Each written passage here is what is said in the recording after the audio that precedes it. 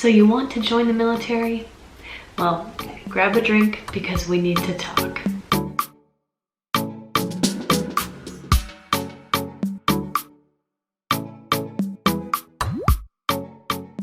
Hi friends, and welcome back to my channel. My name is Abby and I am a specialist in the United States Army.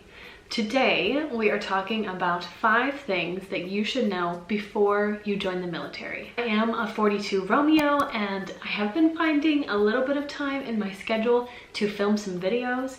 I am planning to upload every Monday, a military Monday if you will. I've been having a lot of fun making videos again, so if you could, please like this video, subscribe to my channel, that would really support me. And you can also turn on notifications, and then every Monday you'll get a little notification that you can come see my face. Today I have 5 things that I think you need to know before you ever sign anything, and stay to the end because I'm saving the best for last. Before you sign anything, talk to people. If you're on this video, you're in the right place, you're doing the right thing. Good for you. If you happen to go to your local recruiting station and you get passed off to the next sergeant that is up for getting a recruit and you are just not vibing with them at all, you have every right to ask for someone else to work with at that station or go to a different station. I have talked to a lot of you on Instagram and answered questions about recruiters and talked to you about your own situation. And honestly, I am really shocked at some of the stuff that I've heard. At that point, when you are still a civilian, you have every right to go find a better person to work with. One of my battles here had an amazing recruiter, and she still talks to him to this day. In fact, when she was on TDY, I'm pretty sure they were planning to meet up and hang out.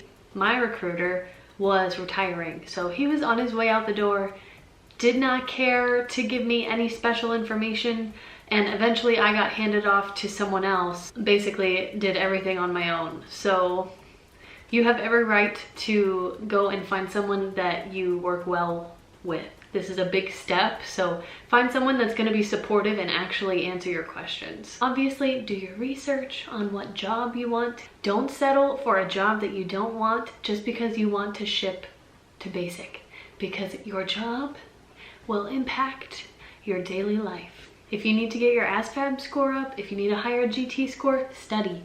YouTube, there are so many resources to get your grades up. Ask about bonuses, ask about student loan repayment or the GI Bill. If you were told that you were going to get something and it is not on your contract the day that you ship, I don't care if you hold up an entire plane worth of people, do not sign anything. Eventually they will realize, whoever you're dealing with at your MEPS, that you are sticking up for yourself. They'll send the other people on and you will get what you were promised. Here's the last thing I have to say about prior to signing anything. Ask about various lengths in contracts. When I was auditioning and going through my enlistment process, I had no idea that there was anything but a 4-year contract for your first term. With my recruiter and my liaison, I had a very different experience than the same friend I mentioned earlier had. We had the same band liaison, and I could make a whole video about things just for Army musicians. Anyway, I have another friend here who signed a 3-year contract. So that means he's done next year on his active duty enlistment. And I would have loved that option to sign 3 years and see if it's something that I really want to do. But instead, I was never told about other options, and so I signed 4 years. My MOS and my specific ASI was not eligible for loan repayment or a bonus. So I definitely could have gotten a 3-year contract. Usually if you get loan repayment or a bonus, you have to sign at least 4 to 5 years. So definitely ask about length of contract if you're not sure if you want to be a lifer career active duty soldier. Let's talk about living. What is your quality of life actually like? So if you're a married soldier, you're good to go. you get BAH. I could do a whole video on your military pay. Let me know if that's something you'd be interested in. If you are single, it is 99% that you will be in the barracks. And Army barracks are interesting. They vary greatly from post to post. I'm sure your recruiter is going to tell you that you will definitely have your own room, you'll have a kitchen, maybe a living space, a roommate, but you know, you'll have some privacy, and it's just not true.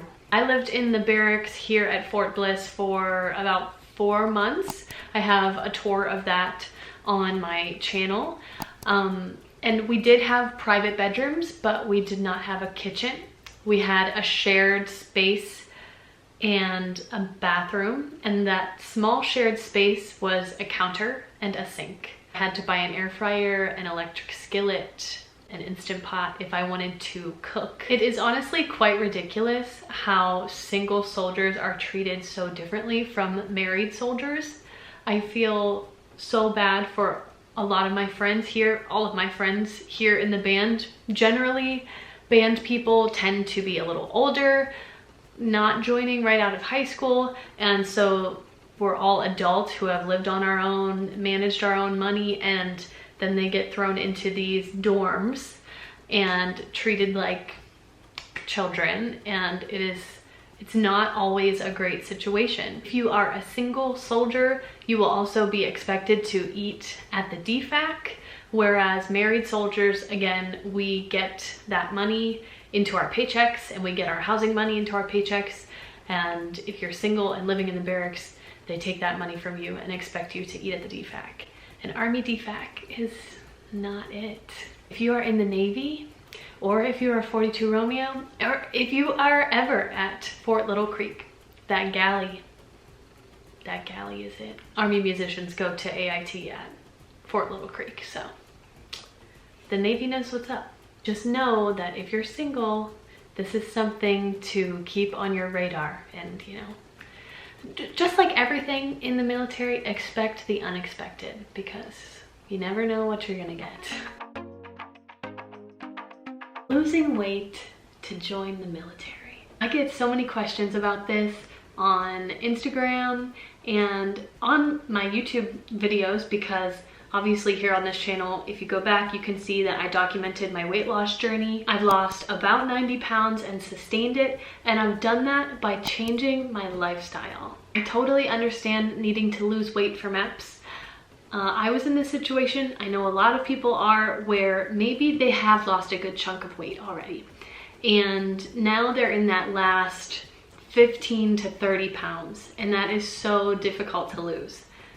But I will never tell you how to lose weight quickly for MEPS, because you are going to continue battling your weight for your entire military career if you can't get a grasp on it. Let me quickly say that some of the table weights in the military are ridiculous.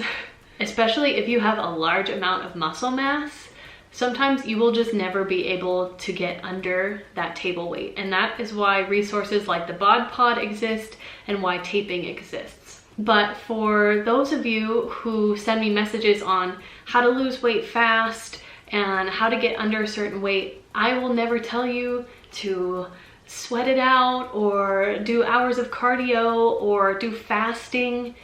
No, you need to find ways of eating and ways of moving your body that you enjoy and that you can sustain for your life. Because if you are joining the military, you're making a commitment to stay physically fit. All right, my friends, here is the big one. I hope you made it to this point in the video, because I'm about to hit you with the advice that I wish someone had given to me. Choosing your duty station. Now, like I said, I'm a 42 Romeo, which is a musician. Our process for choosing a station is a little bit different than other jobs in the Army. You can watch my enlistment process to hear about that. I'm sure you've heard of the dream sheet or the wish list. You know, you write down places that you want to go for your first duty station in AIT. You give it to your drill sergeant. And I will tell you that except for my battle, Ricky, who he's gonna be an officer before I know it. Ricky is in Hawaii. except for Ricky. I have not heard of or talked to anyone or known anyone who has gone to their top #1 pick from their wish list. So you probably know that it costs the government a lot of money to put you through basic training in AIT. They gotta pay for the plane tickets, feeding you, housing you. This is the good part.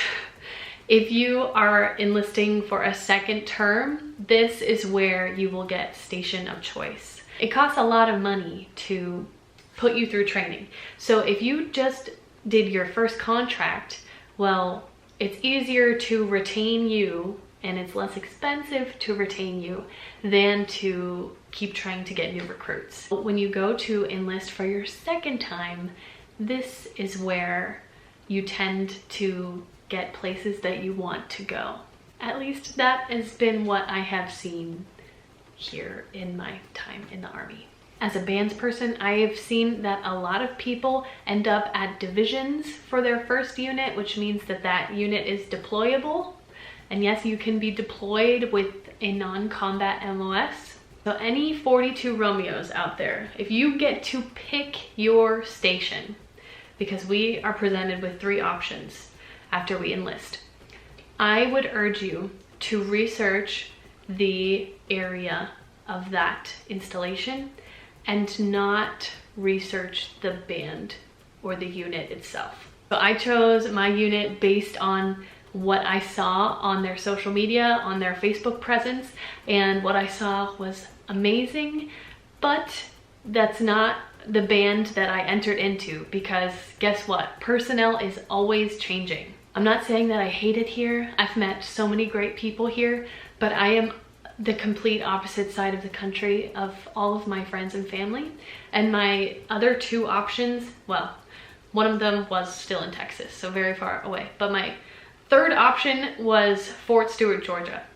And I didn't want to go there because I looked at their Facebook page and I was like, well, they're just doing parades. I don't want to do that. But now I realize I wish I would have been on the East Coast, been able to, you know, drive to the beach, drive to my family.